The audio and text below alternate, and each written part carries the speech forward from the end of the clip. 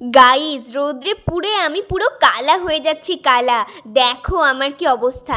এসেছিলাম আইটিআই মোড়ে প্যান্ডেল দেখতে, আর বাড়ি ফেরার পথেই দেখতে পেলাম হংসেশ্বরী মায়ের মন্দির। তাই এত সুন্দর মন্দির দেখে আর না ঢুকে পারলাম না। আর এত সুন্দর ভিউ তোমাদের সাথে শেয়ার করব না, এটা তো কখনোই হয় না। তাই আমি ক্যামেরা বন্দি করে নিলাম আর তোমাদের সাথে শেয়ার করে দিলাম।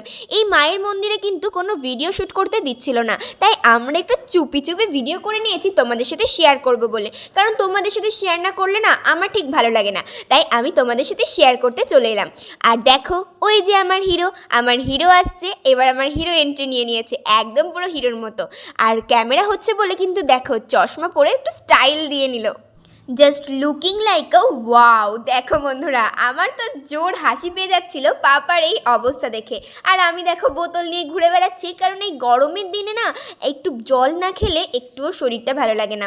আর আমার মাম্মি কিন্তু তোমাদেরকে সুন্দর করে ক্যামেরাবন্দি করে হংসেশ্বরী মায়ের মন্দিরটা দেখানোর চেষ্টা করছে। তো তোমাদের কেমন লাগছে অবশ্যই কমেন্টসে জানিও। তো বন্ধুরা, আজকে এই পর্যন্তই, আবার দেখা হবে তোমাদের সাথে নেক্সট ভিডিওতে। ধন্যবাদ।